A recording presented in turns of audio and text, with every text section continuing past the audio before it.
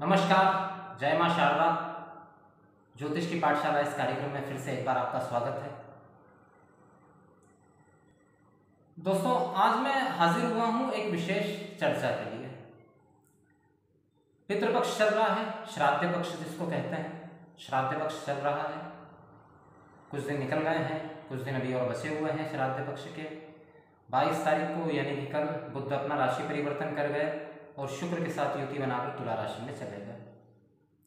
सामान्य स्तर पर मैं इस बुध के राशि परिवर्तन पर कोई लंबा प्रेडिक्शन नहीं दूंगा, क्योंकि यह सामान्य तौर पर सभी के लिए अच्छा ही है। कुछ एक राशियों के लिए थोड़ा डिफिकल्ट हो सकता है, उनके बारे में आज मैं आपको बताऊंगा। लेकिन सबसे पहले हम बात करते हैं पितृपक्ष, श्राद्ध पक्ष की। सामान्य तौर पर क्या होता है कि कई बार कुंडली विश्लेषण करने वाले ज्योतिष ये लोग एक बात कहते हैं कई लोगों से, वो कहते हैं कि कुंडली के अंदर पितृदोष है, पितृदोष, और एक होता है ग्रहण दोष। अब पितृदोष असल में होता क्या है? देखिए, माता पिता का जो रिप्रेजेंटेटिव होते हैं कुंडली के अंदर, जो रिप्रेजेंट करते हैं जो प्लैनेट, जो ग्रह, चंद्रमा को माता कारक माना गया है और सूर्य को पितृ कारक। अब सूर्य या चंद्रमा अगर पीड़ित हैं, लेकिन पीड़ित किस स्थिति में है, इस पर बहुत कुछ निर्भर करता है, क्योंकि एक होता है ग्रहण दोष और एक होता है पितृदोष। अब उस चंद्रमा के साथ अगर केतु या राहु बैठ जाए तब तो ये होता है ग्रहण दोष। चंद्रमा के साथ राहु या केतु की युति हो जाए कुंडली के अंदर, एक ही घर में दोनों बैठ जाए, तो ये ग्रहण दोष होता है। सामान्य रूप से आप सब जानते हैं कि कई बार मतलब जो ग्रहण वगैरह लगते हैं उस दिन इसी स्थिति में लगते हैं ग्रहण। अगर आपने कभी नोटिस किया हो तो जब भी ग्रहण की बात आती है तो इसी स्थिति के लिए ऊपर आती है। उस समय का अगर आप ग्रहों के ट्रांजिट चार्ट देखेंगे तो उसमें आपको पता चलेगा कि जिस समय सूर्य ग्रहण लगा उस समय सूर्य का या तो राहु से या केतु से गोचर के दौरान कोई ना कोई संबंध जरूर बना, इस वजह से ही ग्रहण लगा है। चंद्रमा के साथ भी ऐसा ही है, जब भी चंद्रमा का ज़्यादा निकट चले जाते हैं राहु या केतु के, तब भी ग्रहण दोष की स्थितियां उत्पन्न होती। अब पितृदोष क्या होता है? पितृ ऋण। पितृदोष असल में होता है पितृ ऋण। पितृदोष कहते हैं उसको कि चंद्रमा राहु और केतु से युक्त तो हो, लेकिन उसके साथ में उस पर शनि की दृष्टि भी आ जाए।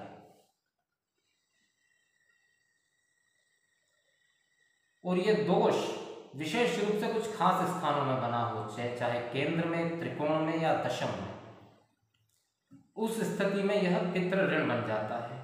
6ठे, 8वें, 12वें भाव में बना हो तब भी यह पितृ ऋण या पितृदोष बन जाता है। हर चंद्रमा केतु या राहु की युति पितृदोष नहीं होती। यह निश्चित रूप से है कि हर चंद्रमा अगर राहु के साथ है या केतु के साथ है मतलब पितृदोष है, नहीं। ये सीधे इस तरीके से नहीं होता कि बस साथ में है मतलब पितृदोष, नहीं, वो ग्रहण दोष है। ऐसे ही सूर्य के साथ में है कि राहु केतु के साथ में युति है तो ग्रहण दोष बन जाता है, लेकिन उसको सीधे आप पितृदोष नहीं कह सकते। अब इसमें होता क्या है? पितृदोष कहें या पितृ ऋण कहें, बात तो एक ही है तो दोनों ही दोष। ऐसी स्थिति में क्या होता है कि व्यक्ति को अपने किए हुए कार्यों का क्रेडिट नहीं मिलता।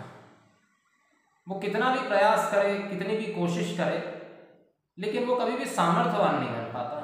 कुछ न कुछ रुकावटें, समस्या उसके हर कार्य के अंदर रहती है और ये निरंतरता से चलती रहती है। और दूसरा मैं एक चीज़ बता दूं कि पितृदोष बहुत लॉन्ग टर्म में भी चलते हैं। कई बार 2-3 पीढ़ी तक एक ही पितृदोष चल रहा है। अब ये जो लॉन्ग टर्म पितृदोष होता है, इसका हल वहाँ नहीं हो सकता कि आप एक बार उज्जैन चले जाएं और वहाँ पे जाके आप पूजा कर लें और वो पितृदोष खत्म हो गया, ऐसा नहीं होता। यहाँ आपको ये समझना होगा कि ये दोष आपको लगा क्यों। या आपसे पहले आपके पिताजी को था, दादाजी को था, तो उससे पहले का कहीं कुछ घटनाक्रम ऐसा है क्या किसी कुल देवता का अपमान हुआ है किसी से, या कोई ऐसा कृत्य हुआ है जिसके कारण कि पूरी की पूरी पीढ़ी उस श्राप से पीड़ित हो गई, उस दोष से पीड़ित हो गई। सामान्य रूप से कई बार बहुत कम लोग होते हैं ऐसे जिनको कि वास्तव में पितृदोष होता है, लेकिन कई बार जानबूझकर भी बता दिया जाता है। तो एक बात का ख्याल रखिएगा कि चंद्रमा का राहु या केतु के साथ होना सीधे तौर पे कोई पितृदोष नहीं है। पितृदोष की एक अलग व्याख्या है, वो ग्रहण दोष है। श्राद्ध पक्ष चल रहा है, इस समय क्या करना चाहिए? देखिए, पितृदोष हो, पितृ ऋण हो, कोई भी ऐसी समस्या हो तो बड़ी ही सामान्य सी प्रक्रिया है, बड़ी सामान्य सी। क्या करना है आपको? एक बड़ी थाली में जल ले लीजिए, सुबह के समय स्नान आदि से निवृत्त होकर। उसके बाद में उस जल के अंदर थोड़े से काले तिल डाल दीजिए और डाब, एक तरीके की घास आती है, डाब कहते हैं जिसको, उसके आसन वगैरह भी बनते हैं। डाब के 2-4 तिनके ले लीजिए और उनको ऐसे हाथों में रख के, डाब को यहाँ बीच में रखा, आप चाहें तो उसकी अंगूठी भी बना सकते हैं, अंगूठी पहनी जा सकती है, मतलब वो उस घास की अंगूठी जैसा बना लें और इन दोनों उंगलियों में पहन लें। और जो अर्घ दिया जाता है थाल के अंदर ही, थाल में से पानी लेके थाल में ही, लेकिन दिशा ये होनी चाहिए कि ऐसे हमने उठाया और ये। और क्या बोलना है इस समय? पितृ मोक्षाभ्यो नमः। बस 11 बार ये कर लीजिए, धूप लगा दीजिए। बहुत ही आसान तरीका है, कोई लंबी चौड़ी प्रक्रिया करने की जरूरत नहीं। क्योंकि एक बात समझिए, पितृ हैं, हमारे हैं, ठीक है ना। ज़्यादा से ज़्यादा नाराज हो भी जाएंगे तो ऐसा नहीं है कि वो बिल्कुल आपका सर्वनाश ही कर देंगे, और आपकी जरा सी एफर्ट से मान भी जाएंगे और वो प्रसन्न होंगे तो जीवन बहुत बढ़िया भी रहेगा। तो ये था श्राद्ध पक्ष में पितृदोष का बहुत ही सामान्य तरीके से निवारण कैसे किया जाए। अब बात करते हैं, बुध ने जो राशि परिवर्तन किया है, तो वैसे तो बाकी सारी राशियों के लिए अच्छा है, जिनके लिए थोड़ा सा डिफिकल्ट है उनके बारे में बता देता हूँ। एक तो उनमें सर्वप्रथम आती है मीन राशि। मीन राशि के 8वें भाव में है, तो थोड़ा सा उनको स्वास्थ्य का ध्यान रखने की ज़रूरत है। मीन राशि वालों के लिए थोड़ा सा डिफिकल्ट हो सकता है, स्वास्थ्य का ध्यान रखने की जरूरत है। स्किन रिलेटेड प्रॉब्लम हो सकती है, जो लोग शुगर पेशेंट हैं उनको ज़्यादा ध्यान रखने की जरूरत है। दूसरा अगर हम बात करें तो आती है राशि जो वो आती है वृश्चिक राशि। वृश्चिक राशि के 12वें भाव में ट्रांजिट होने जा रहा है, तो किसी भी तरह के विवाद टेंशन से दूर रहें, वाहन सावधानी से चलाएं, चोट एक्सीडेंट का भय हो सकता है इसके अंदर, इस बात का विशेष रूप से ख्याल रखें।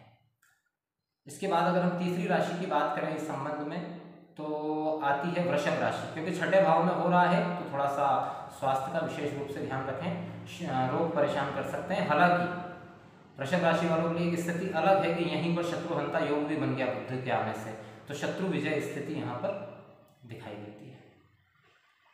तो ये कुल 3-4 राशियां जिनके लिए थोड़ा डिफिकल्ट है, बाकी सबके लिए ये अच्छा ही है। वैसे ये ट्रांजिट भी सिर्फ 10 दिन का है, 10 दिन के लिए बुध शुक्र के साथ में युति में है तुला राशि में, फिर राशि परिवर्तन कर जाएंगे, इसलिए इसकी मैं डिटेल में बात नहीं कर रहा। आज ये वीडियो मैंने मुख्य रूप से इसलिए बनाया था कि पितृदोष के संबंध में कुछ बता सकूं, और दूसरा घर बैठकर शांतिपूर्वक आपको अगर दोष है भी सही तो आप उसका निवारण कैसे कर सकते हैं, इसके लिए बहुत लंबी चौड़ी प्रक्रिया की जरूरत नहीं है। विशेष परिस्थितियों में वो चीज़ की जाती है, जब गंभीर पितृदोष अगर कोई बना हुआ है तो उस परिस्थिति में उसका निवारण करवाना अनिवार्य होता है। सामान्य पितृदोष में यही घर में जो एक सामान्य सी प्रक्रिया मैंने बताई, इसके द्वारा ही आप अपने दोष का निवारण घर बैठ के स्वयं ही कर सकते हैं। तो आज इसी के साथ साथ अपने शब्दों को यहीं विराम देता हूँ। जय माँ शारदा, श्री गणेशाय।